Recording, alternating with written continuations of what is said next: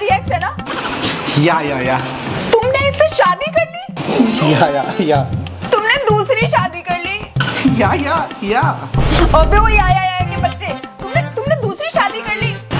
तुम भूल गए घर पे तुम्हारी एक बीवी भी है, तुमने दूसरी शादी कर ली? अरे क्या कमी है मेरी एक्स गर्लफ्रेंड में? तुमने इंट्रोड्यूस कराया था जो बाई बन के आई थी। अरे मैंने ही तो तुम्हें नंबर दिया था। एक छोटी सी प्लानिंग थी हम दोनों की। छोटी सी। कल तक तो तुम बोल रहे थे कि मैं ही तुम्हारे लिए सब कुछ दुनिया जहान हूँ, और अब तुम अपनी एक्स से शादी करा है। देख मार्केट में ना बहुत सारे बंदे फेमस है जिनने दो शादी करी है, और उनमें सबसे ज्यादा फेमस है अरमान मलिक। उसने भी 2 शादी करी है ना, उसको कोई बोलता है कुछ?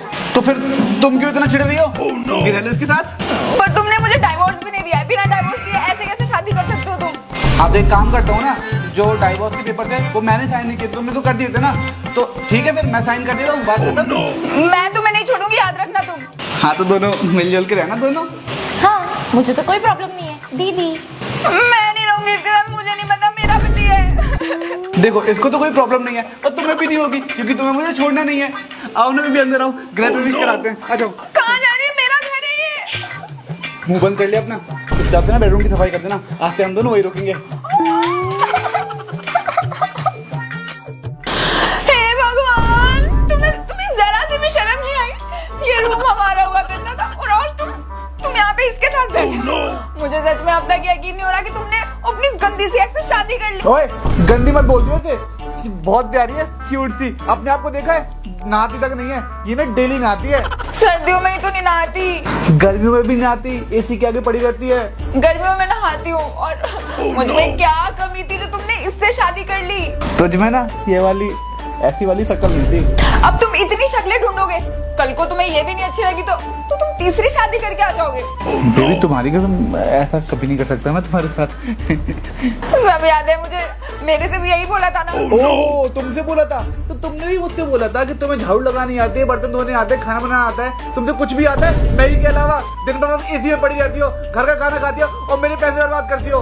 वो तो पहले तेरे ऊपर ही तरस खा रही थी, कह रही थी छोड़ो बेचारी है, जाने दो। फिर मैं तेरी सच्चाई के बारे में सब कुछ बताया, तब जाके उसने बोला कैसी चुड़ैल सी है ये, मैं ही तुम्हें संभालूंगी, तुम उसके चक्कर में मत पड़ो, तुम्हें खा जाएगी वो। और तुम तो मुझे बड़ा कर जी जी जी जी जी कह के गई थी, कर ली शादी। और ये क्या हम ऐसे ही बैठे हैं कपड़े पहन के शादी के? मंदिर में डायरेक्ट शादी करके आ रहे हैं हम दोनों। और मुझे डाइवोर्स दिए बिना तुमने दूसरी शादी करी। तुम पे तो केस करूंगी मैं।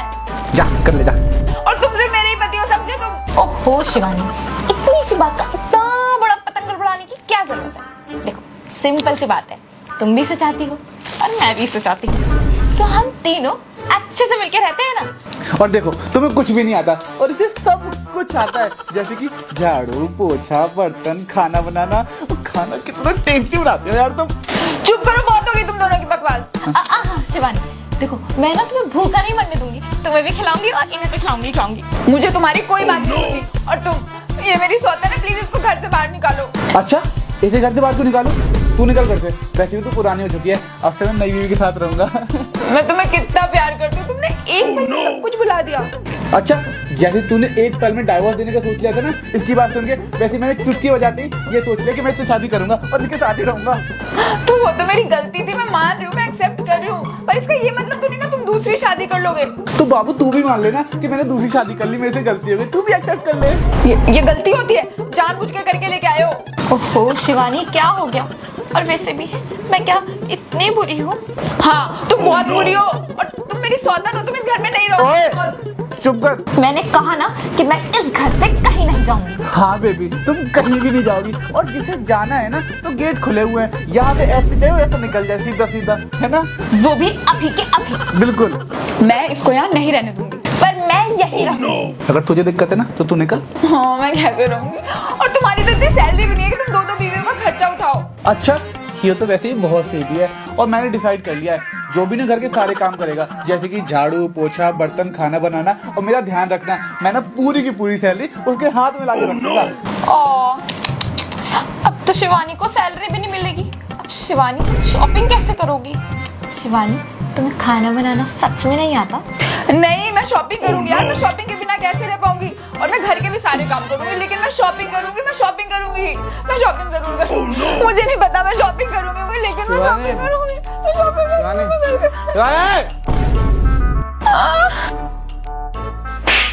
तुमने उस काम वाली से शादी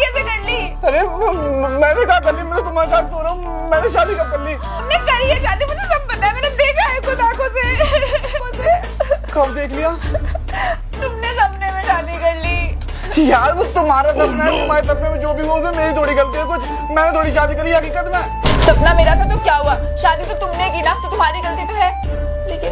लेकिन मुझे ऐसा लग रहा है कुछ गलती मेरी भी है। मैंने तुम्हारी बात पे विश्वास नहीं किया और 2 दिन में उस काम वाली की बात पे इतना विश्वास कर लिया। देखो प्लीज मुझे माफ कर दो, मैं आपसे कभी भी ऐसा नहीं करूंगी। तुम जो कहोगे ना वो सारी बातें मानूंगी, लेकिन प्लीज तुम मुझसे कभी दूर मत जाना, दूसरी शादी मत करना। और जब से वो आई है ना तब से देख लो हमारी लड़ाइयाँ कितनी बढ़ गई है। रुको मैं भी सब कुछ सॉल्व करके आती हूँ। शिवानी क्या कर रही है तू किचन में? चल मेरे साथ। अरे दीदी क्या हो गया? दीदी जाओ यहाँ से, हमें कोई काम वाली नहीं चाहिए, सारे काम मैं खुद से ही कर लूंगी। और रही बात खाना बनाने की तो मैं YouTube से देख के बना लूंगी खाना। अरे दीदी ये एकदम से आपको क्या हो गया? कौन सी माता आ गई यहाँ पे? माता वाता कुछ नहीं है, तुम जाओ यहाँ से। तुझे तो मैं बाद में देखूंगी। आई एम सो सॉरी, मैंने उसकी बातों में आके तुम पे इतना शक किया, लेकिन एक बात मैं समझ गई हूँ कि किसी भी तीसरे की वजह से ना हमें अपना रिश्ता नहीं खराब करना चाहिए। चलो तुम्हें समझ तो आया, अंत भला तो सब भला। और आप लोग भी किसी तीसरे की आने की वजह से अपना आपसी रिश्ता खराब ना करें।